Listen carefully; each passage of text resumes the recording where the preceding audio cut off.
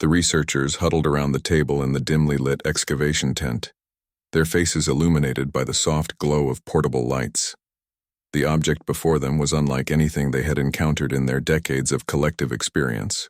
A metallic sphere approximately the size of a basketball, covered in intricate etchings that resembled no known human language. "I'm telling you, Jack, this predates the Nabian ruins by at least 3,000 years, said Professor Reed, adjusting her glasses as she examined the sphere through a magnifying lens. The composition analysis shows materials that shouldn't even exist in this star system. Jack Miller, the expedition's lead archaeologist, ran his fingers over the cool metal surface. The Galactic Heritage Committee will want it cataloged and shipped to the Central Museum. Just another pretty relic for tourists to gawk at. But what if it's more than that? Alex, the team's youngest member, leaned forward, eyes wide with excitement. The etchings match fragments we found in the Orion excavation. Speculation doesn't get us funding, Alex, Jack replied with a tired smile.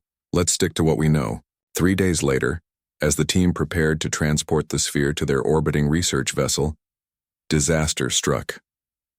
The Vexari, an aggressive species from a neighboring system, launched a surprise raid on the human outpost. Known for their disdain of other sentient species, particularly humans, the Vexari had been pushing boundary disputes for decades. They've breached the east perimeter. Tom, the security officer, shouted as he burst into the lab. Military response is at least 20 minutes out. We need to evacuate now. Jack grabbed the sphere, hastily wrapping it in protective cloth before securing it in his pack. We're not leaving this behind. As they fled toward the emergency shuttles, plasma fire erupted around them. The small research team, armed with only basic sidearms, found themselves cornered in an abandoned storage facility. Options? Jack asked, his voice steady despite the dire situation. None good, Tom replied grimly, checking his weapons charge. 6 of them, heavily armed, 4 of us with light weapons and no tactical training. The sphere in Jack's pack suddenly grew warm. He pulled it out, startled to see a faint blue glow emanating from the intricate patterns etched into its surface. What did you do? Professor Reed whispered, her eyes wide. Nothing, Jack answered, equally confused. It's just responding. The glow intensified as the Vexari drew closer. The sphere began to hover, lifting itself from Jack's hands. The etchings shifted and rearranged themselves, forming new patterns that pulsed with energy. It's scanning us, Alex whispered in awe. A mechanical voice, somehow both ancient and crystal clear, spoke directly into their minds. Genetic identification confirmed. Human genetic markers detected. Emergency protocols activated. The sphere expanded, its surface flowing like liquid metal. It reformed into a rectangular panel hovering in midair, displaying symbols that rearranged themselves into recognizable human language. This is Defense System Omega, created by the precursor human empire, 150,000 standard years before present time. System activation authorized for defense of human life forms. The team exchanged stunned glances. Precursor human empire, Professor Reed breathed. That's impossible. Humanity has only been spacefaring for less than 500 years. Unless we weren't the first, Jack murmured, a paradigm-shifting revelation dawning on him. The Vexari burst through the door, weapons raised. Before anyone could react, the artifact emitted a pulse of energy that froze the attackers in place. Hostile intent detected. Deploying countermeasures, the voice announced calmly.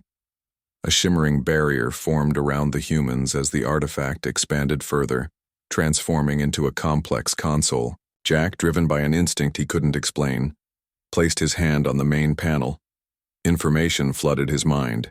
Images of a vast human civilization that had spanned the galaxy long before recorded history, technologies beyond contemporary, understanding, and a cataclysmic war that had reset civilization to its most primitive state.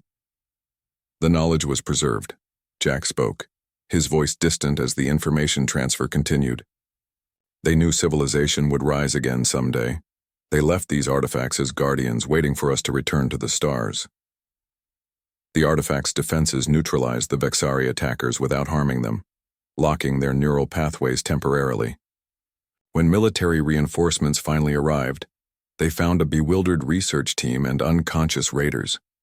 In the months that followed, more artifacts were discovered across human colonies. Each contained fragments of humanity's forgotten past. A history that rewrote everything humans thought they knew about their origins. The galaxy had once been their domain, and the remnants of that ancient civilization had been silently watching, waiting for their descendants to reclaim their heritage. The revelation sent shockwaves through galactic politics. Species that had dismissed humans as newcomers now regarded them with newfound wariness. The Vexari and their allies withdrew from contested borders, reconsidering their aggression against a species with such ancient roots.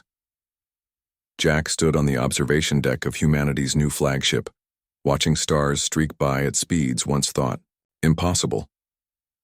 The ship was powered by technology recovered from awakened artifacts, its design a seamless blend of ancient wisdom and modern innovation. "We still have so much to learn," Professor Reed said, joining him at the viewport. "The artifacts only unlock their secrets gradually, ensuring we don't advance faster than our wisdom." Jack nodded, thinking of the countless stars ahead, many of which they now knew had once been home to their ancestors. "They didn't just leave us relics," he said quietly. "They left us a roadmap home." Alex approached, carrying a newly discovered sphere. "This one activated this morning. It contains navigational data for systems we haven't even mapped yet." As humanity expanded outward once more, reclaiming their forgotten legacy among the stars, other species watched with a mixture of awe and trepidation. They had mistaken humans for newcomers, underestimated them as primitive beings just learning to venture beyond their homeworld. Now they understood the truth. Humans weren't rising for the first time. They were returning.